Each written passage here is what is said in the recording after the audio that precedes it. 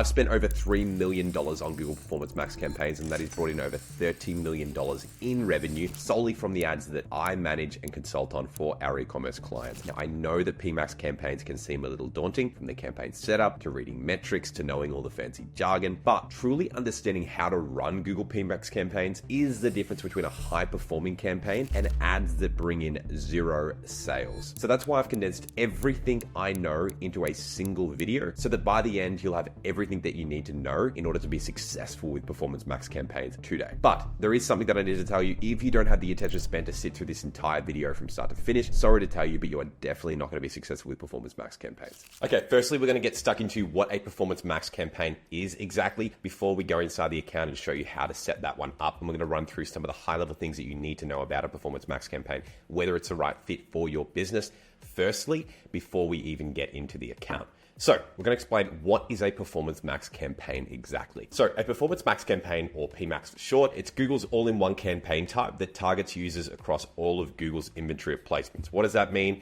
A placement is just essentially where an ad shows up. So for example, you've got Google Shopping, you've got Gmail ads, you've got Google search ads, you've got YouTube ads, discovery and display. PMax uses all of these. Primarily, it uses shopping as its primary placement that it spends on. However, you have access to each of these placements when using a Performance Max campaign, and it will advertise across all of these platforms. So why you should use PMax? One of the number one reasons people should use PMax is because you're kind of leaning into the Google algorithm and allowing it to spend on these platforms efficiently rather than having singular campaign types set up for each of these, and it becomes hard to manage, right? You also get access to all of those placements within one campaign. So you've got YouTube, display, search, shopping, Gmail, discovery, and maps, which we've already been through, and they look like that. It allows more flexibility. So like I said before, when you're leaning into the Google algorithm, you're allowing it more flexibility to spend on these platforms efficiently, more visibility to your offer, and then essentially the idea of that is having more customers, right? The other benefit of Performance Max campaign is that it is a full funnel campaign. So the idea of Performance Max campaign is to be a top of funnel, middle of funnel, and bottom of funnel campaign. So the idea of Performance Max is that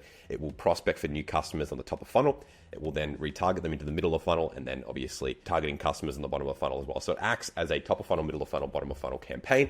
There are some flaws of Performance Max which basically prohibit it from doing this. And we will explain those flaws in the next slide. So the flaws of PMax are that it does take credit for others' hard work. So PMax has higher ad rank than other campaign types, right? Basically what that means is it ranks higher than shopping and search. So if you've got some shopping campaigns set up, you've got some, search campaigns set up. If you set up Performance Max campaigns, typically those Performance Max campaigns are going to take over those search and shopping campaigns, and you're going to see a significant decrease in spend for those search and shopping campaigns. It will also take credit for other platforms, and we'll go into that in a minute. So for example, we've got an illustration here. You've got Meta bringing in traffic, you've got email and SMS, and then you've got the Google side with standard shopping and cold search, and then PMax taking credit for all of that. Because it does have inbuilt retargeting, it can take credit for conversions that have been driven by standard shopping and cold search, as well as Meta and email and SMS. So that's something to consider as well. It brings us into our next point, why your website traffic matters. Now, not many people talk about this, but a lot of the time, PMax makes sense for a lot of people, but not everyone. So you need to consider your traffic sources before starting a PMax campaign. So if you have a considerable amount of traffic coming from other sources like Meta, like TikTok, like organic, email, and affiliates, then PMax might not be the particular campaign that you want to use. This is because it can cannibalize that traffic from those other sources. So for example, if you're getting a heap of Meta traffic, if that's your primary traffic source, PMax can retarget those audiences that are coming through Meta and spend significantly on those and then take credit for those conversions. So then you'll be hitting the same pool of traffic with more ads, essentially just driving up your customer acquisition cost.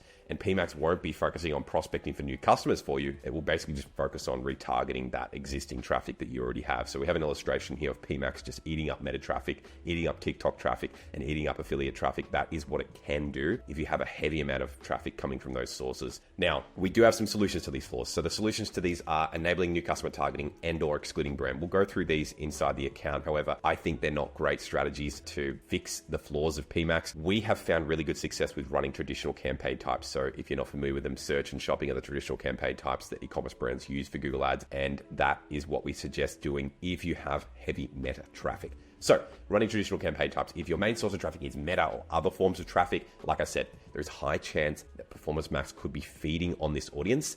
This means that it is focusing less on new customer acquisition for you, which is ultimately what you want to achieve. You want Google Ads to act as a new customer growth platform that is actually going to bring you new revenue and not just retarget your other traffic that you have. What that looks like, just setting up standard shopping campaigns and standard search campaigns, and then having an allocated smaller budget for retargeting as well, so you can control that retargeting budget. Now we're going to dive into key terminology for PMax, just getting you familiar with the campaign structure before we jump into the account, and then things will make a lot more sense for you once we get inside there. So this is a PMax campaign structure. So you have your PMax campaign, and then you have your asset group. Asset group, if you're familiar with Meta, it's like an ad set. If you're familiar with Google and you haven't used Performance Max, it's like an ad group. It's basically just one level below. You can have one asset group for a PMax campaign. You can have up to 20, I believe. And basically what's inside the asset groups are one, assets. So if you're familiar with Google search campaigns, basically just headlines, ad copy, images, video, things like that. Listing groups, which is essentially the products that you assign to that specific asset group. And then you have audience signals inside asset groups, which is basically a relevant audience to the products that you have inside that asset group. And we'll go through that inside the campaigns when we build them. So as explained, listing groups, which is basically the products, often referred to as the shopping feed, you can set so that you can only display certain products within a particular asset group. A lot of people make the mistake of putting all their products within a particular asset group. We recommend not doing that and doing it by product category. But we can go through that inside the campaigns as well. Now, some things that you're going to hear on Twitter, on YouTube, is non-feed PMax campaigns. Now, what that essentially means when people are talking about that, this is typically used for non-e-commerce brands, so people that are relying on search campaigns quite a bit because they don't have products, so like lead gen, SaaS, things like that. What that will basically do is it'll involve you not having any products involved in the PMax campaign whatsoever, so you just exclude the listing groups, and then it will just focus on the search network basically, as well as display. So as I said to you before, PMax has a number of placements within it. This forces it to focus on search, display primarily, and then a bit of YouTube, Gmail, discovery as well. So most of the time this makes sense for non-e-commerce brands. However, I have seen it work for e-commerce brands as well. Feed-only PMax campaigns is just the complete opposite of that. So it's no assets, so no headlines, no descriptions, no images, no video. So it spends less on display, less on search, less on YouTube, and it spends predominantly on shopping, and it acts like one of those traditional smart shopping campaigns like they used to have in Google. Now, we're going to go straight through into bidding strategies. I want to just clearly define how PMax operates and how it spends its money. So there is no manual bidding within PMax, so you essentially set the budget and it will spend that budget. How it spends that budget is based on bidding. So there are a few types that I'll detail below. That I've got here. So max conversion value. With max conversion value, you are telling Google to basically give you the most conversion value for a specific budget. This makes sense for brands with many SKUs that have got different price points, it should be defined as. So if you've got products that are $10 and products that are $150 and products that are $220 and products that are $80, you want the most amount of value driven for those specific products, meaning that you probably want to focus on the higher ticket items and not just driving conversions for those lower ticket things. Now, maximize conversion, so you're telling Google to give you the most amount of conversion regardless of value for the given budget that you allow. Now that makes the most sense for brands that have the same price for all their products, or they are including products in the PMax campaign that are the same price only. So they might only have, 3 products they want to include in a PMax campaign. They're all the same price. You just want to maximize the amount of conversions for those products. And then we have the advanced bidding strategies that you will use later on, which is maximize conversion value TROAS. So you're telling Google you expect a specific return on ad spend from the given budget that you allow. So for example, if you set it to 800%, you will tell Google that for every $1 spent, you want $8 in return. TCPA, you're telling Google to give the most amount of conversions at the specific cost target that you set. So for example, if I set my TCPA at $80, I'm telling Google that I expect a conversion every $80, right? So that's just a quick rundown on bidding. What bidding strategy should you use when starting? There is always nuance with this. However, when starting, I suggest using just max conversion value, no TROAS set, because if you set a TROAS at the start, I know it sounds great. Hey, Google, I want, every time I spend $1, I want $8 in return. Oftentimes, it won't spend because it can't achieve that because it doesn't have the data yet. So you need to develop some data first with maximize conversion value, or maximize conversions if you have only one SKU in the campaign that is the same price, or you have multiple SKUs that are the same price. So that's basically how it should be defined there. Once you've gathered enough conversion data, then you can switch over to TROAS or TCPA for scaling. Quickly before we jump into the account, data feed will be the most critical component of your shopping performance inside PMax. So remember I said shopping will be the predominant placement that PMax spends on, and your data feed will dictate how well it does. Now, what is a data feed? You're probably wondering, I've never heard that term before, so I'll explain it. The data feed is essentially product attributes that are sent to Google from your Shopify store so that Google understands what your product is. These include, but are not limited to, price, images, product title, product category, product description, and more. So essentially, your data feed is just the details that you tell Google about what your products are. The more detailed you are, the better you're going to perform. But basically what that looks like is if you have an e-commerce store on Shopify, you might download an app like Data Feed Watch or SimProcess is another one. And that will send your products to Google Merchant Center. It will set your product attributes to Google Merchant Center. And then those products will then be sent to Google Ads. So Google's aware of what your products are. So as you can see here, data feed is just a link between your store and Google Ads. So your products. If you have an optimized data feed, you're going to deal with cheaper CPCs and a lower CAC. If you have a poor data feed, you're going to deal with higher CPCs and a higher customer acquisition cost. Now, search terms are going to improve when you have a good data feed or optimized data feed, so you're going to receive higher quality traffic, and also that is going to net you higher profits. Product title is the main lever of the data feed that probably matters the most. So I'm going to use the example here below, and we'll go through that in a second. But with your product title, make sure to be as detailed as possible. When I say that, you shouldn't just stuff a bunch of keywords into your product title. Include keywords that you think would be relevant for your customers, and make sure to include key elements such as brand, color, size, and other descriptors. So for example here, we have brand 1 that just says Ardor Silk Pillowcase White, and then we have brand 2 that says Large White Silk Pillowcase for Hair and Skin Health by Mulberry. Now, there's much more detail in brand 2, and they've even included the size, 20 inches by 26 inches. And they've also included other images of other colors that I can get. So they put some detail into their product image, they put some detail into their product title. They've also got the top quality score on Google, so that obviously helps with click-through rate. But you can see that brand 2 title has far more detail. And the one thing I want to point out here is for hair and skin health. So why have they put that in here? Because they actually realized that people weren't just typing in white silk pillowcase when they were looking for their product. A lot of people were typing in pillowcase for hair and skin health. Now, by including that in their product title, they're going to increase their CTR for people looking for that specific use case.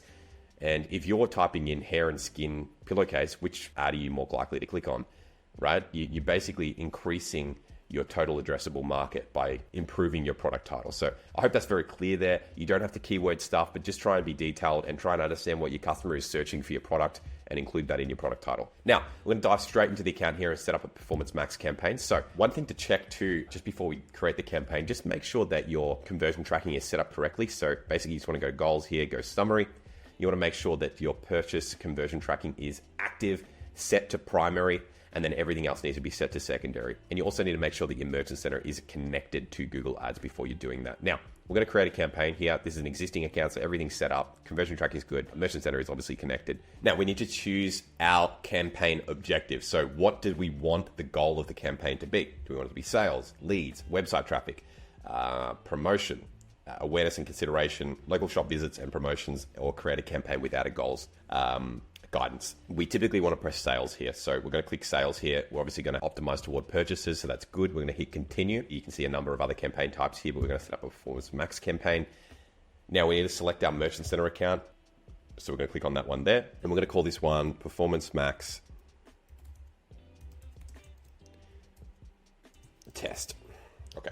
And it's already seen that we've created some drafts, so we're just going to start new here. Now, we spoke of bidding inside the presentation there. This e-commerce store in particular, for this campaign, we are going to be focusing on a particular category of products that have a number of different price points. So we want to focus on maximizing conversion value. Now, as I said before in the presentation, we do not want to set a target return on ad spend at the start, because Google just simply won't be able to achieve what target we've set out, and it just will not spend at all, because it will be basically saying to us, hey, we can't achieve that, so we're not going to spend any money. Now, optimized campaign for acquiring new customers. I leave that unticked. I don't worry about that. So we're going to press next. Now, locations. So you can set up the specific location that you want to target. In our particular case, we're going to target the United States. English is the language that we want to target. But if you are going to target specific countries, make sure that you basically search in for the particular country, like New Zealand here. That's a critical error that some people make. They often target all countries and territories, and then they're spending on all sorts of countries that are unable to ship to those countries. So we're going to focus on the United States only. Automatically created assets. We like to turn these off. What that allows Google to do is it actually allows Google to create assets for us. We don't want Google to do that. We want to create our own assets and give Google our own assets that we've got and have them use those. So more settings here. You can set up an ad schedule, so you can set up times and days of the week that you want your ads to show. We're not going to do that, and I don't suggest doing that unless you have a specific reason for doing so. And then you can, of course, set up some brand exclusions here, as we spoke of before. So if you want to exclude your brand, you basically set up a brand exclusion inside here. You just create a new brand list and follow the steps through there. We're not going to do this inside this campaign. We're going to hit next here. So we've got the asset group 1. I'm going to call this asset group test. This is the asset group creation here. So first of all, we have the listing groups. So remember, as I said before, we've got the asset group, and then inside that, we've got the listing groups, which the listing groups are the specific products that we want to attach to this asset group. So we just click on the button there, use a selection of products. Now, you can define which products you want to select inside the listing group by item ID. So you can select a specific, a couple of SKUs that you want to include here. You can even use the search bar to find them. You can do it by brands. If you've got a number of brands, you can click a number of brands and have them inside. In this particular case, we're actually going to be using the product type. So we're going to be including fireplaces only inside here. It's showing on the side there, so make sure that it only shows fireplaces over here, and then we're going to hit save. Now we've got our final URL that's already inputted. Asset generation, so you can actually use Google's AI to generate assets for you. We're going to skip that and do that ourselves. And then of course we have the assets here, which we're going to create. So you got your headlines, you have your long headlines, and then you have your descriptions there as well as your images, logo, business name, and videos. And as well as that, you have your site links too. So we're going to go straight through this. We're going to set up some headlines. We're just going to do this pretty quick. So these won't be super high quality, but we're going to basically show you an example of how we would do this. So shop fireplaces online now, something like that. Number 1, authorized retailer online. Experience the warmth in your home. We've gone over there. Experience warmth in your home. There we go. That's fine. Long headline. Shop the massive range of fireplaces online today. Best prices and unbeatable support. Something like this. We would definitely put more effort into this if it wasn't an example. We're just trying to give some examples here. So descriptions, fireplaces online, only the best brands. Just name some of them.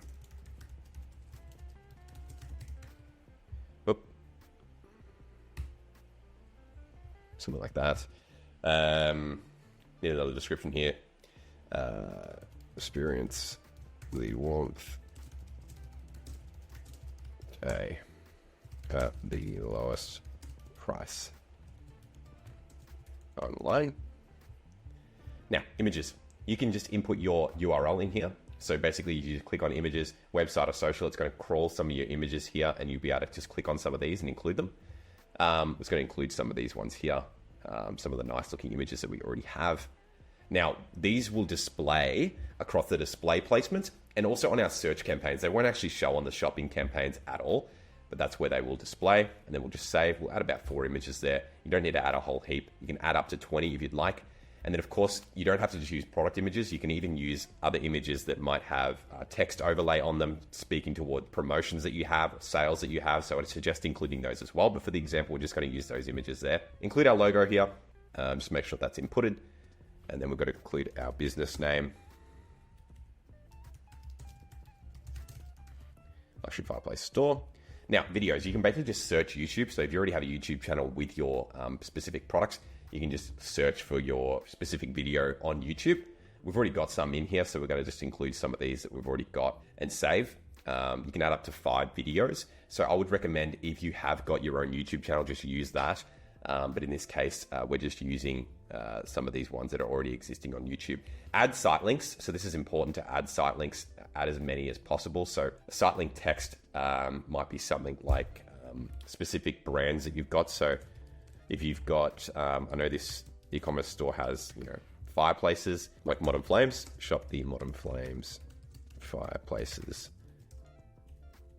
Luxury fireplace for your home.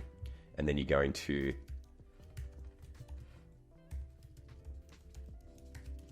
include the URL as well. Right, in here you could even include other things like specific product categories that you might have. So you might have other categories that you sell. You might have a particular promotion that you want to promote. So it's very subjective what you want to do. For the purposes of the demonstration, we're just going to include one of these, but I would suggest including 4 site links. It's just that you don't want to watch me go through and do 4 site links, but I would suggest including 4. And they can be a number of things. They can be other categories that you might sell. They can be, different promotions. As I said, we're going to save with just 1 for now, so that should be fine. Now, more asset types here. So you can include promotions that you might be running. So if you're including a promotion that you might be running here, or if you've got a promotion that you are currently running, you can include it. So 5% off first order code. So let's apply that. You can also include your prices. For this one, we're not going to include that because we're including 300 products inside this asset group. So there's a lot of prices that we want to include. You can add your phone number. A lot of e-commerce stores don't have a phone number that they want people ringing, so it's subjective if you want to set that up. This one does, because they are hard to get items. Add callouts as well, so sale on now and soon, $0 sale tax, live chat us now, different benefits of shopping with you. These ones are more conversion centric, so they're focused on basically getting people over the line on a brand. So a lot of them are relying on, creating a sense of urgency and things like that. So we can apply that to the campaign. We've also got, structured snippets as well that you can set up, which is just a number of other brands, or you can do categories. For the purpose of the tutorial here, we're not going to include those, but that's all the assets that you would have to include. Once again, I would include up to 4 site links. And then of course you can change your call to action here as well to apply now, subscribe, download. I just use automated to let Google decide whatever they think is going to be best. We've created the assets now, so that's all done. And as we go down the bottom here, we can add search themes. So if you're using Google Keyword Planner, you can go inside Google Keyword Planner and add in a bunch of keywords that you want to target for a specific pool of keywords that might be the highest converting for you. So if you're running search campaigns or shopping campaigns, you might want to look inside those and see what's the highest converting search terms for my shopping or search campaigns, include them here. Or if you're not running either of those right now, just look up things that are related to your niche on Google Keyword Planner and include them in here. But what we're firstly going to start off with here is your data. So with this specific one, we want to include 100-day website visitors. We also want to include converters. By including all converters, we're giving an idea to Google who actually buys from us and what they buy. So including all converters is very good data to give Google, and the better data that we give Google, the better our campaigns are going to perform, right? So you can actually get a little bit more refined with this. You can use specific web pages that they may have landed on. You can add custom segments. So custom segments look like this. So you can include things like competitor URLs and keywords. So for example, here, the electric fireplace custom audience that you can include. So these are some of the competitors of this particular e-commerce store. You can include it in the audience here. And then you can include affinity and in-market audiences as well. But you can include this custom segment, and we do highly recommend setting that up inside the Performance Max campaign, but it's just not showing for me right now. They may have replaced it with the search theme, so we might have to actually start throwing in search themes now for things like fireplaces and things like that, right? A lot of the time, the audience is just to give PMax a guide. It's not the be all end all to get it specifically right, but it's best to provide your data just so Google knows what a customer looks like to you. One of the best ones that you can include though is interest in detailed demographics. So you can actually add people that are in the market for a fireplace right now. And I think that's a highly relevant audience to include inside your Performance Max campaigns. You can add other audiences like people that are DIY, home builders, different sorts of affinity audiences like that. But for the purposes of the tutorial here, we're just going to include those. Additional signals here, so you can include demographics. We're not going to do that for this specific PMax campaign here. And then we have here add a name for your audience. So you can just call this one fireplaces. So it's recommending that we set up a budget at $81 per day.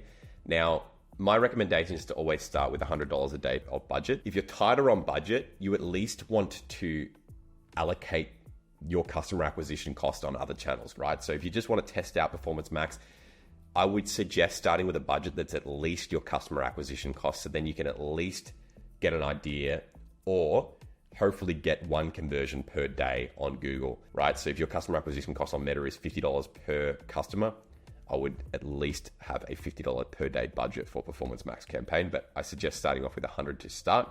We go next here, your campaign is ready to publish. So we have created the campaign, it's all ready to go now.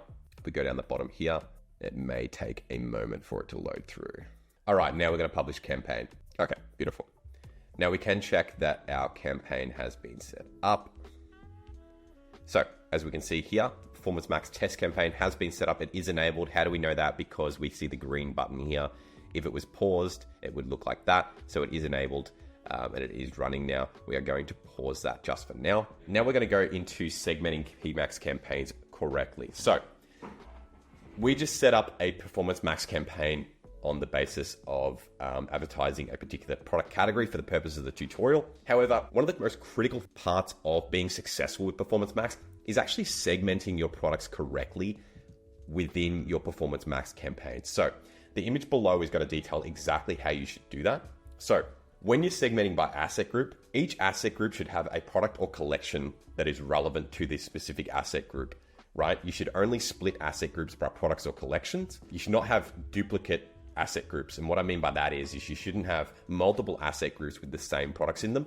You should split them by product category. We have found the best success with only doing that. There is no other reason to split asset groups. And the reason for that is if you do have your assets in place, all you need to do is just make sure that those assets fit the products that you have inside the listing group for that specific asset group. So it's a lot of language there, but basically if you've got assets set up for couches, you need to make sure that only the couches are showing inside that particular asset group. And then the next asset group might be ottomans, and you've got ottoman assets and images and headlines, and then you want to make sure that only the ottomans will show up inside that particular asset group in the listing groups. So when you're segmenting by campaign, these are the 4 reasons that you will segment by campaign. So if you have products that are highly seasonal, meaning you have highly fluctuating results season by season for a specific product group, I would segment it in its own PMax campaign just to make sure that it's not affecting the performance of other things inside that Performance Max campaign. So if you've got a different return on ad spend or CPA that you need for a specific set of products, you should segment them into their own campaign.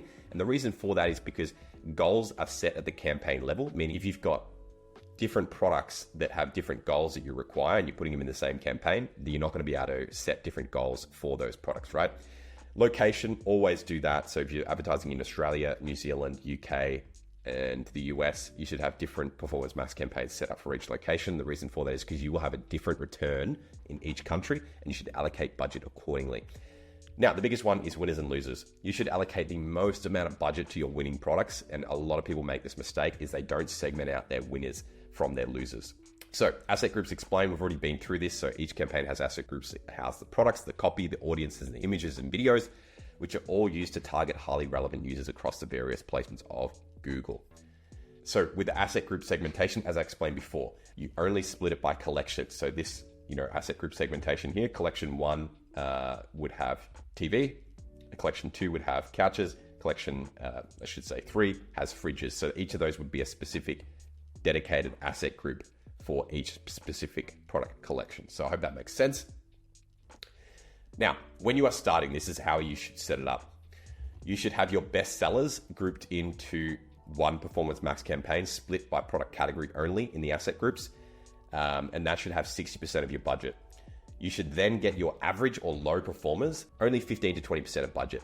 Why? Because you want most amount of the budget to go towards your best-selling products because, the 80-20 rule, 80% of your results are going to come from 20% of your products. So allocate the most amount of budget there.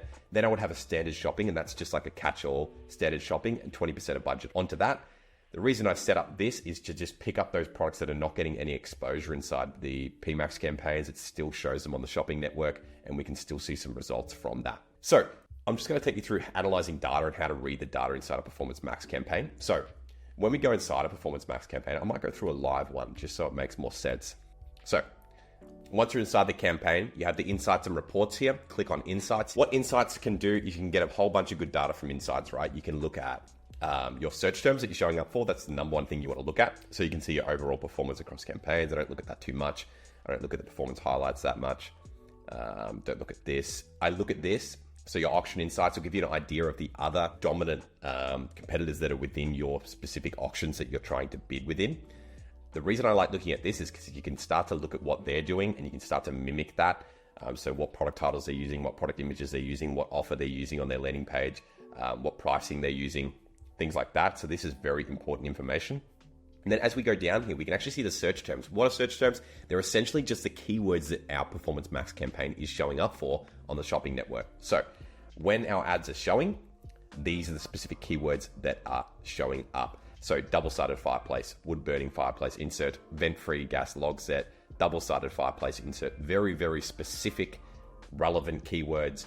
Very happy with what we're showing up for there. And you can actually view the detailed report here. You can sort it by conversions. You can sort it by clicks. It's not showing anything in the last 7 days here because oftentimes it won't show true data. You can sort it by conversion value, different sorts of things like that. So when you are looking at that data, just know that oftentimes the conversion data can be a little bit flawed because, a display placement may have converted. It may not have converted on a search and shopping. So the conversion data can be a little bit flawed when you are looking at this. But what you need to look for is just make sure that you are showing up for the most specific and relevant keywords that you want to show up for. So that's more important than anything. Now, the other thing that you can look at is when and where ads shown. So you can look at different sorts of devices that we spent on. You can look at where ads showed here, which should typically show you the placements. It's not going to show us that right now. But one of the biggest levers that you can actually pull and look at is looking at your product spend, right? This is one of the biggest things that no one looks at. And I actually improve Performance Max campaigns drastically by looking at this data, and pretty much no one looks at it, right? So what is it? With this, we can look at the specific products that we are spending on, and we're going to add in some columns here so we can add some columns into the data like com value. We also want to look at conversion value over cost. We also want to look at all conversions. Okay. Now, when we're looking at this, what we can actually do is we can look at the conversions or, the all conversions that are being generated inside here. So just to give you an idea of the conversion value on this account, there's a lot of offline conversions with this account, so not a lot of the conversion value shows up inside Google Ads. So that's just a caveat on some of the data that we're looking at here. So we're actually sort of cross-examining some of the conversion value with Shopify versus what's inside the account. This is a Shopify store that we run ourselves. And the reason for the conversion value being off is because of a lot of phone calls and draft orders that are being sent out to customers. Nevertheless, when we're looking at this, you can actually sort by cost, see the products that you're spending on, and then look on the back end of your store and see whether those products are actually converting. Or you can look inside Google here with the low ticket items. You're probably going to see a lot more data here inside Google. But what you can actually see is, okay, am I spending on the right products? Oftentimes I'll go inside accounts here, and the highest spending products, I'll go inside their Shopify, and I'll see that those products aren't actually converting really that well at all. And we'll actually exclude those products. And then we'll have products that have spent very little and they're actually getting far better results. So always look at this. You can even sort it by categories. So you can sort it here by categories, specific products that within each category. I like to look at brand spend here because there's a number of brands that are within this e-commerce store. And then we've got product types here as well. We can start to look at, what product types are actually converting within this particular campaign. So very important to look at this, and I'll go through the rest of how to read data and things like that. But what you want to do is the biggest things that you want to look at is cost, and then you want to look at conversion value or conversions that are being driven for those specific items.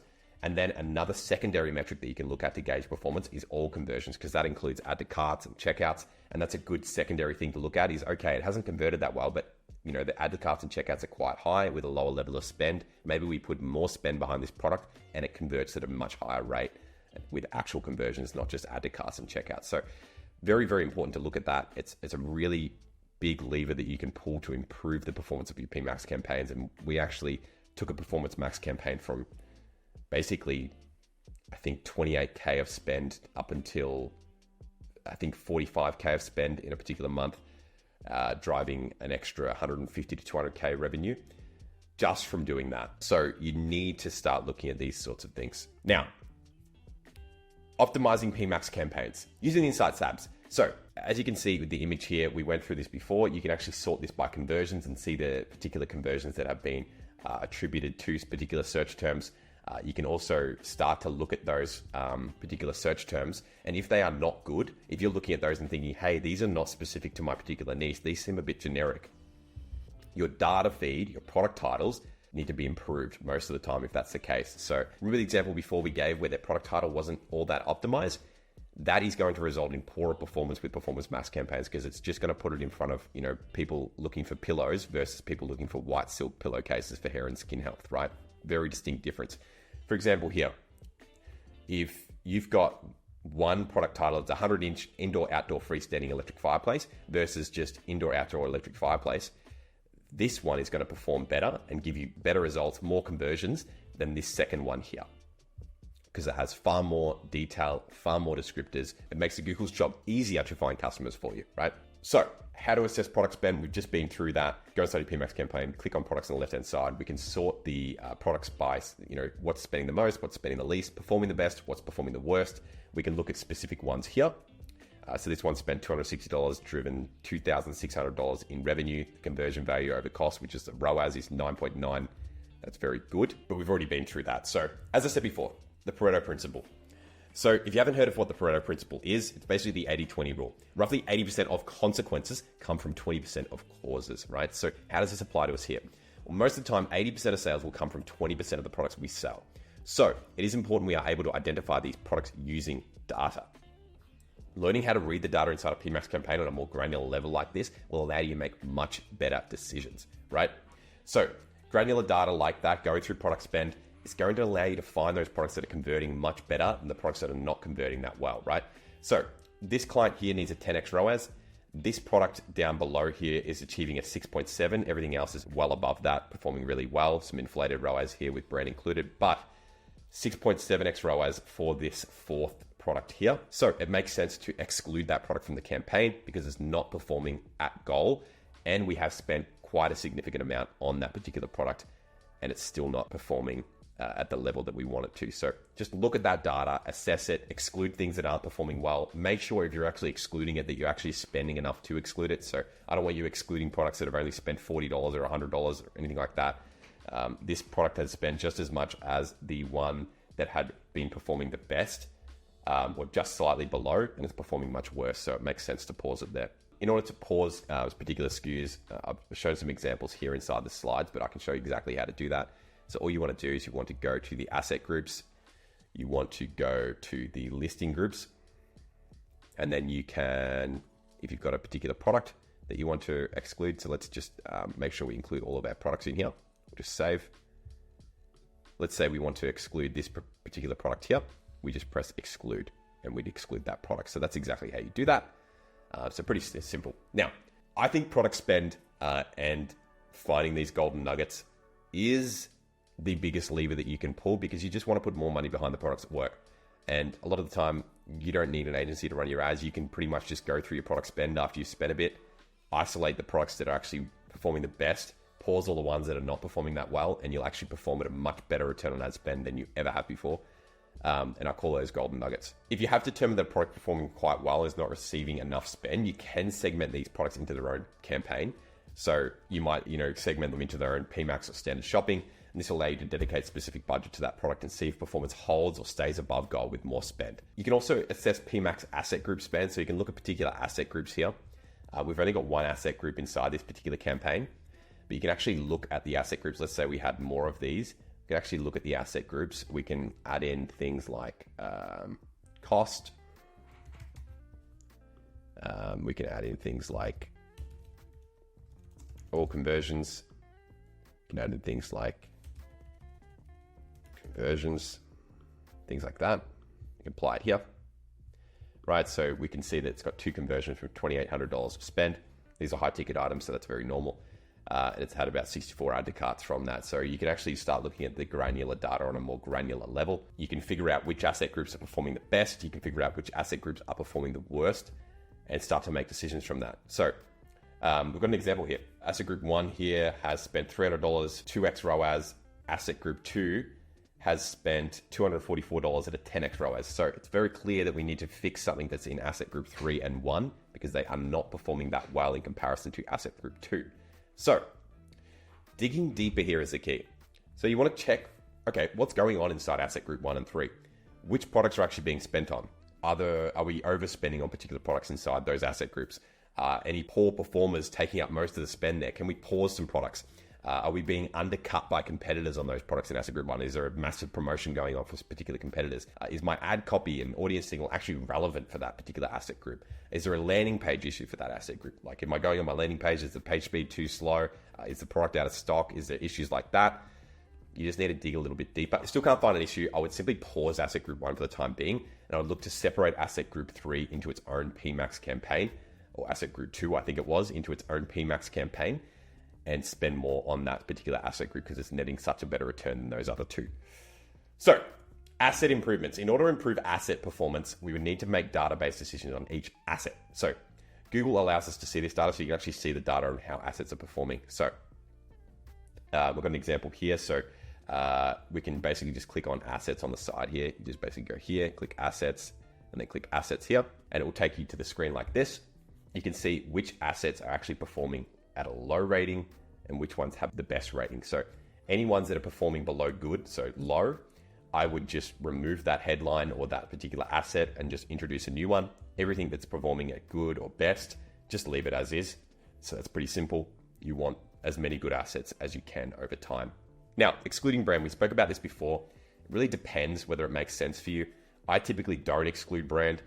Remember, PMAX is a full funnel campaign. So just because someone's searching in your brand and converting on brand doesn't mean that they are a returning customer. They could have been prospected at the top of the funnel, come down the funnel, and then searched for your particular product, and then, searched for your particular brand name and then converted. It does not mean that they're a return customer. So the example here is searches handbag on Google, that lands on your handbag store, waits 3 to 5 days. So that's the general sales cycle for a handbag store. Then they type in your brand name on Google and then they convert. So PMAX can be a part of that whole process. And I don't necessarily think that we need to exclude brand from PMAX campaigns. Now, if you do exclude brand from PMAX campaigns, please make sure to set up branded shopping campaigns, branded search campaigns, so you're still scooping up those branded conversions, because competitors will if you don't. So when should you exclude brand? I often don't, but our general rule of thumb is that we can see that 50% of the search terms or more are converting on brand inside of the Insights tab. So the Insights tab I took you through before, a brand, that it might make sense to exclude brand from the PMAX campaign. However, in some industries, it is fine to leave. Okay, should you enable new customer targeting? I don't really ever do this. I don't think it works that well. However, if you want a general guideline for this, you should enable this if you want to use Google as a primary revenue source and you are spending heavy on Meta/other channels, and you're seeing that PMAX is spending too heavy on retargeting. So if you are seeing this, test that. I suggest testing traditional campaign types. I think it'll have a far greater impact, but you can test this. You should not use this if Google is your primary traffic source. Never use it. It's as simple as that. Now, exclusions. So you can actually look at landing page data inside Performance Max campaigns. We can show you how exactly to do that. So you're basically going here, you're going to report editor inside your Performance Max campaign. And then we want to look at landing page data, landing pages. And you can add in things. So we just want to delete this part here. We want to filter for this campaign only. And we can see the specific landing pages that have the highest cost. We can add in things like conversions.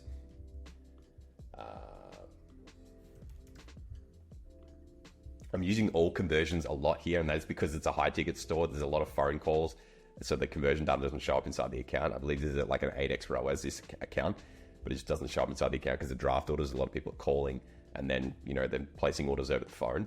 So all conversions is a really good indicator for this account in particular, because a lot of people add to cart or get to checkout and then they want to call the customer service line and then they convert. So, but it is a really good secondary metric to look at.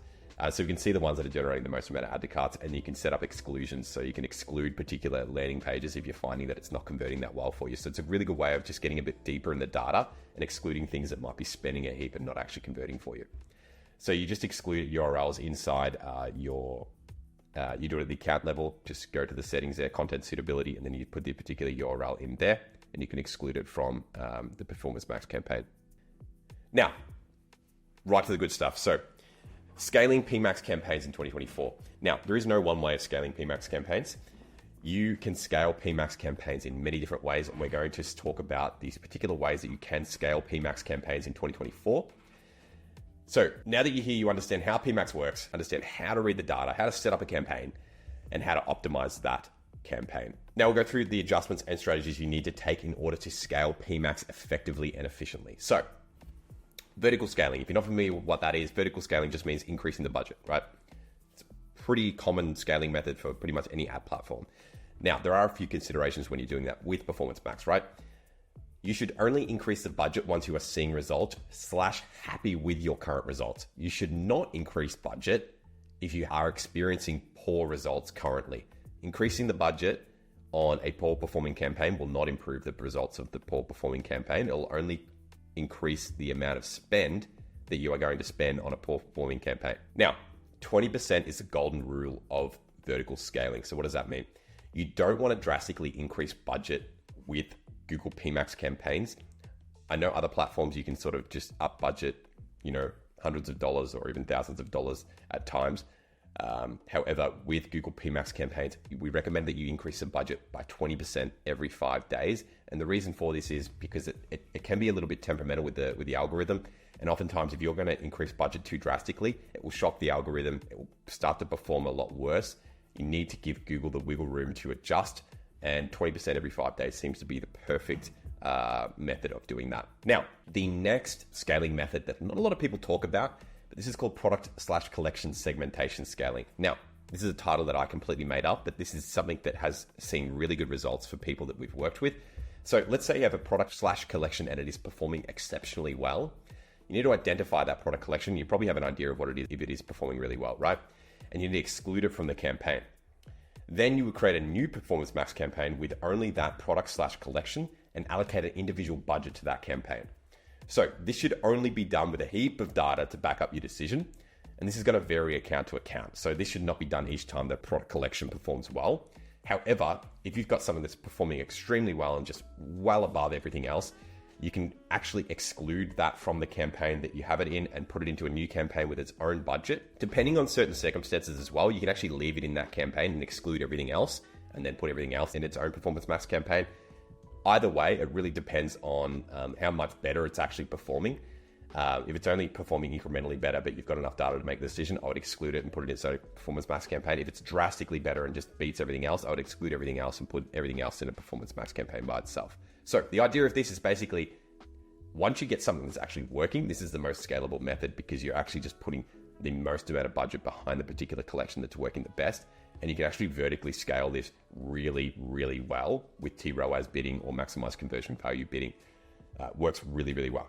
I'm going to go through why segmentation helps with scaling. I've already been through a little bit of this, but it forces Google to push what is working even further by showcasing your best-selling product / collection to wider and wider audiences, because more spend equals more broad audience targeting. So it's going to test it toward more wider and wider audiences. Typically, it performs really, really well too.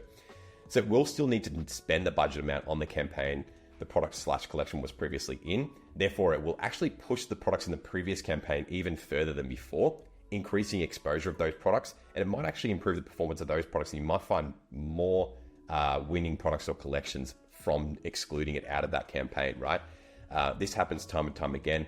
There'll be a particular collection that performs really, really well and sucks up a lot of the cost. If you exclude the ones that are not getting as much cost, not performing as well, and get their own budget behind them, some of them might actually start to increase in performance, and they might actually become even more winning products or winning product collections for you, right? So you'll find more best-selling products. Happens all the time. Now, maximize conversion value scaling. So if you're at this particular point where you've just got a massive amount of budget and you are at the point where you're using TROAS bidding, however, you want to just drive more and more revenue and you're already achieving a really good target, this is more of a risky method. However, it basically means that you just take the TROAS off and you just use maximize conversion value. And this will just basically say to Google, hey, we don't care about the ROAS anymore. We want to absolutely maximize the amount of conversion value that we can for this particular campaign. I would only do this at a ridiculously high level of spend. Oftentimes I just keep it at TROAS. However, I have seen it work with a campaign that was spending about 2K per day. We took the TROAS off, put maximize conversion value on, and the ROAS actually increased. So if you are feeling restricted by TROAS bidding, you can switch to maximize conversion value for scaling, and it works quite well, particularly if you're not hitting your daily budgets or you're seeing worth return over a specific time for TROAS. So that's another one that will actually makes sense for if you've got TROAS bidding set up and you're seeing that the ROAS is actually decreasing month on month. It might be worth using maximize conversion value. Now, really safe. One of the best ways to scale and vertically scale is using TROAS / TCBA plus budget scaling. So if you're using maximize conversion value and you are happy with your ROAS or return, you can place a TROAS on the campaign. let that sit for a couple of weeks, probably 1 to 2 weeks, and then scale up spend more predictably. So the golden rule is 20% every 5 days. Now, this is a safer option because you're defining an exact return on ad spend that you expect from Google. So you can up budget and see if the return holds true. Typically, you want to keep the TROAS around either 10% above your current ROAS or 10% below. You can try. It depends on the account, what your margins are. I've found success with both, setting the TROAS 10% below or 10% higher, and then you can increase it over time to your desired TROAS when you're starting. So it's just about getting that balancing act right. So this will be more reliable than open bidding like max conversion value, as you can scale up spend, knowing Google knows what you expect a return of, right? If Google can't reach your return, it will lower spend for you automatically, so it's less risk. Now, the scaling beyond PMax, right? So what does that look like? You are going to go into your search terms insights and you're going to start seeing keywords that you are converting on that you would have never ever seen before. So you will find winning search terms, so winning keywords, and you can set up search campaigns with exact match targeting for those specific keywords. That works really well. An exact match will actually show up before PMax, so it'll actually not be stolen by PMax like attribution normally is. You'll find winning audiences, so you can look at your audience data and find winning audiences that you can apply to YouTube, that you can apply to display campaigns or demand gen campaigns or your shopping campaigns. You will find winning products. That's the number one thing that you'll find. You'll be able to test those winning products on other platforms as well. Sometimes, people find winning products on Google that they never thought would actually convert that well, or never actually converted that well on Meta before. They find them on Google, and then they're able to test different angles on Meta for those particular products, right? And you're also going to find winning ad copy that you can test on other platforms, or you can test inside different sort of campaigns within Google.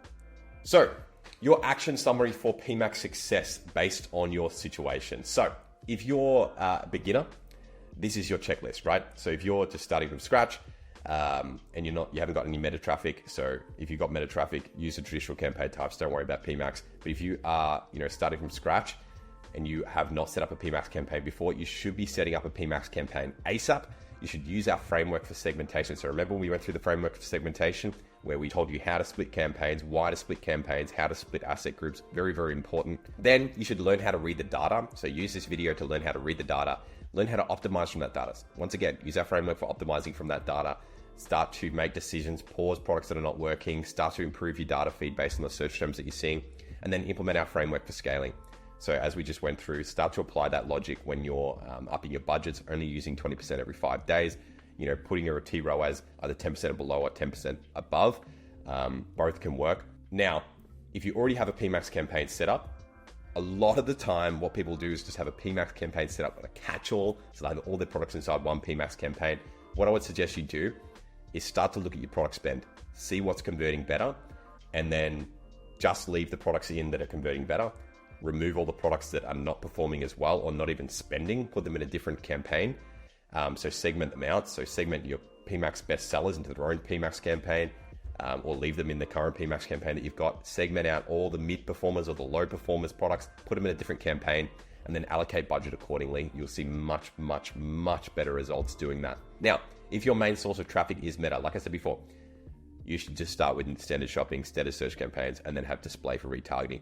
This is because these campaign types will not feed on other audiences such as meta traffic and other things like that. So definitely start with those. If you have a heavy source of meta traffic, this is how we would set it up inside your account. All right, guys. So throughout this course, we have taken you through the theory behind how you should set up Performance Max campaigns, the way to think about Performance Max campaigns, how it even works, optimizing, scaling. One of the key things that we did focus on was campaign segmentation, which is a real critical thing when it comes to Performance Max campaigns. And it's actually very critical when it comes to the success of Performance Max campaigns. So I will take you through this particular case study.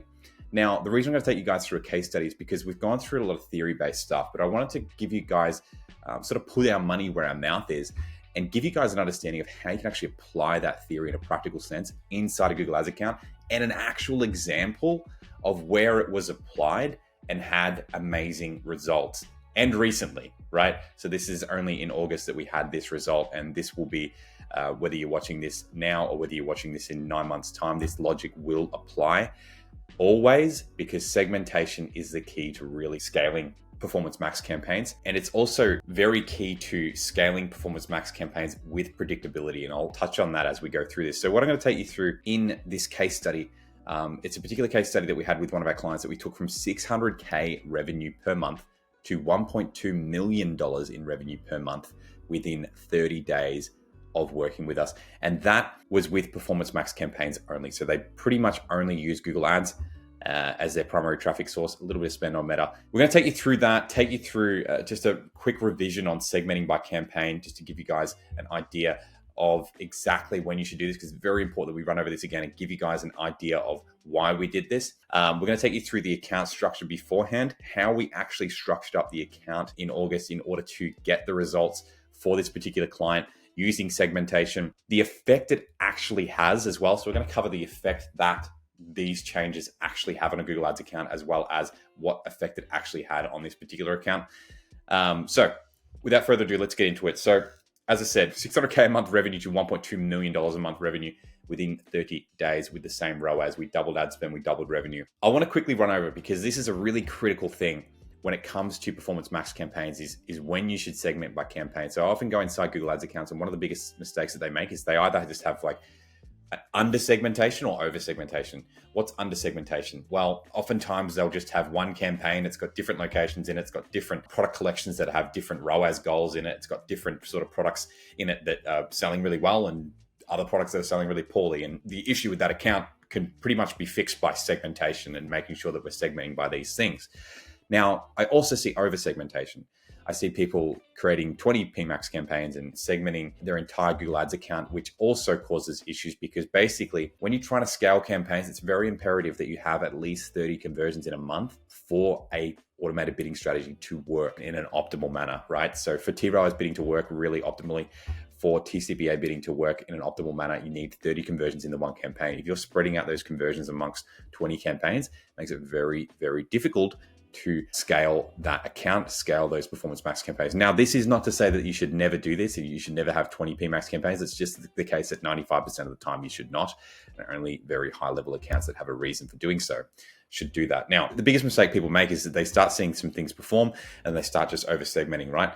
So I just want to make it very clear here. The only time that you should segment is when you can answer one of these questions, right? So let's run through them. You should segment only by when you need to segment out different product collections or products by goal. So if you have a particular product or a particular product collection that has a different ROAS goal or different CPA goal, you should segment that out by campaign. Why?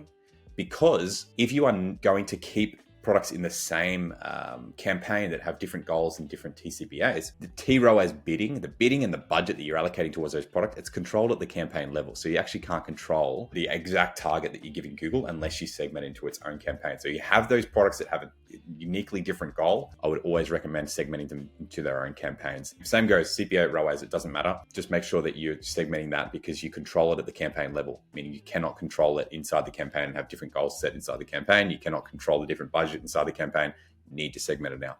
Location, that's another one. So you shouldn't be over segmenting California from New York most of the time. However, if you're running ads in the United States versus running them in New Zealand or Australia, different countries, you're going to have a different return on ad spend for each country. You're not going to be able to see that unless you are segmenting by campaign, where you can still see the data, but you're going to be able to allocate funds to that particular country that's actually netting you a greater return, making that campaign more scalable. Winners and losers. What does that mean? Winning products, losing products. You can use that. You can use best sellers, mid sellers, low performers, different ways of describing that. But essentially, you just want, if you've got products that you've got a heap of data on and they're actually selling quite well, you need to segment them into their own campaign. You've got losing products, they need to be segmented into their own campaign with a high TROAS bidding strategy. We will go through that if it doesn't make sense to you. Seasonality. I only recommend doing this if you have a highly seasonal product line. So if you've got a particular set of products that are really seasonal, they peak in a particular month really drastically as compared to other product collections, I would recommend segmenting them out into their own product collection. If all your products are like that, you can just control at the campaign level and just reduce the budgets on a season basis. But if you've got a particular collection only that is very seasonal, you should definitely have that in a different campaign, and only when it's very highly seasonal. So if it's only like a 10% fluctuation, 15% fluctuation, don't bother with it. Only when it's very seasonal, so anything above that. So that's just covering what segment by campaign is. And I've already been through this, but I just wanted to make it very abundantly clear that this is very, very important because it makes campaigns scalable, right? So we're going to move into what the account looked like before we made the changes, right? So this is in July. We took over on the 26th of July. They had one campaign that was a PMax catch-all. So remember I described within the course a feed-only PMAX. So that is a shopping feed-only PMAX. So it's primarily going to just spend 99% of its budget on shopping only. And this, we're calling this one catch-all. So what does that mean? A PMAX catch-all is just essentially a PMAX campaign that's set up and it has every product inside of it, one asset group. You can have as many asset groups as you want, but this one had one asset group with just every product category within it. And that is not the optimal setup. And we'll go through why it's not the optimal setup further on in the video here. But that had an allocation of 40% of the budget. The other 40% was going towards the PMAX non-feed. So if you remember from the course, the PMAX non-feed is just essentially a PMAX campaign that's not focusing on shopping at all and actually has shopping turned off. So that's essentially operating as like a search campaign, like an automated search campaign, which also has some display spend in it if you've got display assets like images and things like that. So it's primarily going to operate as a quasi search campaign, display campaign. These can be really good or really bad. In this particular case, it was performing quite well. When we looked at the in-account data, it was performing quite well. Then they had standard shopping, which was done on a category basis. And it was basically just scooping up any products that are not getting exposure on the PMAX campaign or in the PMAX campaign. The standard shopping was getting pushing some of those products that we call zombies that weren't getting the exposure. What's exposure? Just wasn't getting any spend behind those products inside the PMAX. So they were getting spend on the standard shopping, which is an account structure that we do recommend.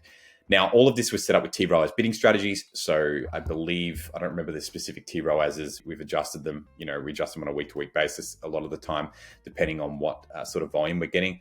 But they were all set up with T-ROAS bidding strategies. They were all performing quite well at a 12.4x return on ad spend at about 670K revenue, I want to say, in July. So it was performing well, but this client approached us because they wanted to scale. They wanted to get to $1 million a month. But it takes a little bit of reading data and knowing what you're doing to do that, and especially doing it in 30 days. It takes a little bit of expertise. So I'm going to explain to you exactly how we did that. So this is what the account structure looked like in August. So this is how we got to $1 million a month, or $1.2 million a month, by segmenting it out. So we had the PMAX best sellers. Instead of just having the catch-all, we had the PMAX best sellers. We had the PMAX mid sellers, so mid-performing products. And we had the PMAX low performers. So how did we determine that? So I've got 73% written there on the screen where that arrow is right here. So what does 73% mean? So from this catch-all the client had set up in July, 73% of the conversions were being driven by the brands that we left in the campaign. So we had a particular, I believe it was 8 product categories that were driving 73% of the conversions for the campaign.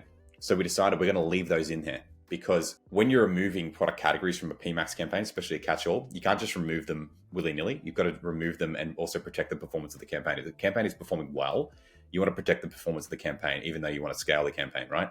So because there was overwhelming data to support the fact that majority of the conversions being driven for the PMAX campaign were from these 8 brands, it made it very easy to remove the other 27% of spend, the other 20 brands that were within there that could be classified as mid sellers and low performers, and also maintain that consistent performance. Because let's say, for example, if these best sellers, if they were only driving 40% of the results for the PMAX campaign, the PMAX catch-all, the performance would tank, because you've just removed 60% of the conversions for the PMAX campaign. 73%, you're only removing the extra 27%, and by allocating more budget, so yes, it's the same budget allocation, 40% of budget still going to PMAX that campaign, but there's more budget to spread around to the best selling campaigns, because we've only left 8 brands inside that PMAX best sellers. So more budget is just going to those best-selling campaigns. So that's essentially what we're trying to say here. The reason that we segmented it out is because of sales volume. So we were able to determine that these mid-selling brands, they were sort of mid-performers in terms of conversions that they were driving, and then the low performers were driving very few conversions, and we put them into the PMAX low performers there as well. So that's how we segmented out those, by basically allowing us to allocate more budget to those best sellers, but also have the budget go towards these mid sellers and low performers as well, with higher T-ROAS goals. But we'll go into that in a moment. We also had the PMAX non-feed. So we still had that at 30% of the budget. So we reduced the allocation of budget to it. As I said, it's basically an automated search campaign. We ran a few tests with this, but it was driving a lot of revenue for the business and performing at quite an optimal level. And then we also had the standard shopping, which was taking up 10% of the budget now, as compared to 20% previously.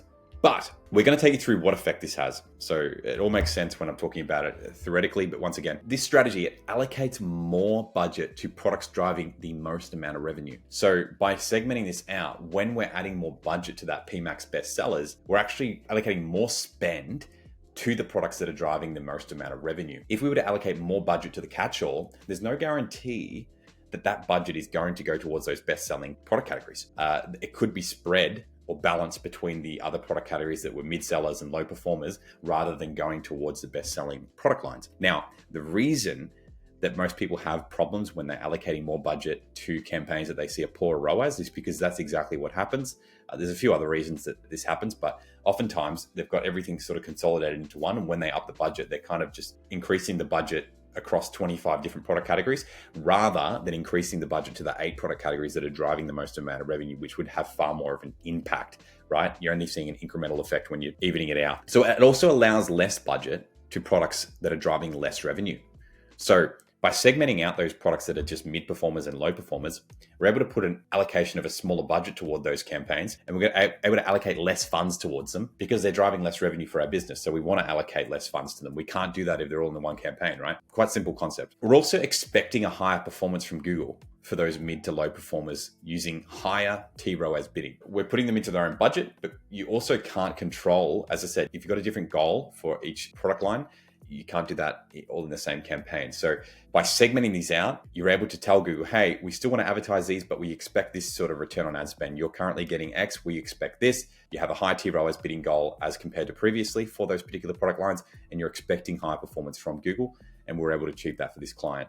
You're also allocating lower amount of budget as well and ensuring that you're allocating that budget and controlling that budget. Another added benefit of this strategy, you will find more winners to graduate to best sellers campaign over time. So you'll find that some of these product categories in the PMAX mid sellers, as they're getting more budget allocated to them, as they've got higher TROAS bidding goals allocated to them, and we're controlling exactly what we spend on them, you'll start to notice some of them perform really well. And maybe after a couple of months, you'll be able to graduate some of them to the best performance campaigns. We've already done that in September for this particular company, but that is a really added benefit of this is you're making sure that each of your products have exposure to the shopping network and you're actually advertising those products to see what can become a winner. And the final sort of added benefit of this strategy is the results that you expect or want to see from vertically scaling budgets. So when you're vertically scaling those budgets, the results that you expect to see become far more predictable because you know when you're allocating more budget to these campaigns, you know exactly the performance that you're going to achieve. Because if you're going to allocate more budget to a catch-all campaign, as I said to you, there's no guarantee that that's going to go towards the best-selling products for you and to the products that are driving the most amount of revenue for you. By using this strategy, you're able to allocate more budget to the products that are actually driving the most amount of revenue for you, making the return on ad spend more predictable. You know, you're not going to get it exact, but it's far more predictable than spreading it out across a number of products in the one campaign. So far more predictable, far more efficient, and you're able to allocate budget in a more efficient sort of manner. So that's the real crux of this, is that you're vertically scaling these budgets and you just know where your money's going. It's going towards the Pareto principle, right? 80% of your revenue is going to be driven from 20% of your products. You're allocating as much money as possible towards those and scaling those particular products and ensuring that you're maintaining that particular return on ad spend that you expect.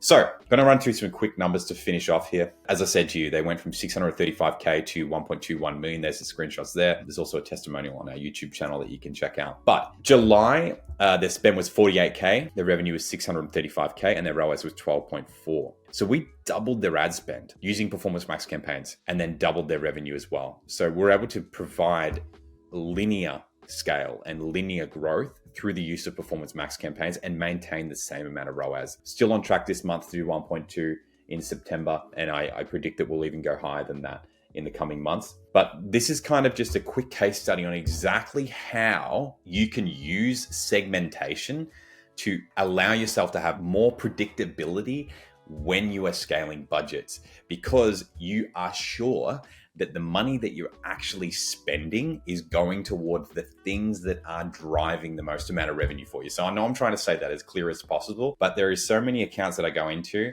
that have things just either really consolidated and therefore every time they add money to a particular campaign, it's just getting spread across a bunch of different things that aren't even performing for them. You need to focus in on the things that are performing for you. That's true of any campaign type, search campaigns, shopping campaigns, definitely true of Performance Max campaigns. But overarching theory, segmentation allows you to understand what you're putting your money towards. And these are the 4 reasons that you should segment your campaign. So if it doesn't group into one of these, you're probably making a mistake, and you either have over-segmented your campaigns or under-segmented your campaigns. So if you do have a strategy where you're just set up with a PMAX catch-all, try and segment it out by winners or losers. If you've got campaigns where you've just, set up 20 PMAX campaigns and you've segmented it by every sort of product that you have, definitely don't do that. Try and consolidate things into the one campaign. You do need 30 conversions in a month in order to use automated bidding most effectively. But this is a real life example of how we're actually applying the logic that we've taken you through in this course to drive insane results using Google Ads for e-commerce brands. So it's not just talk, it is the logic that is applied absolutely every single day here at Growth Edge,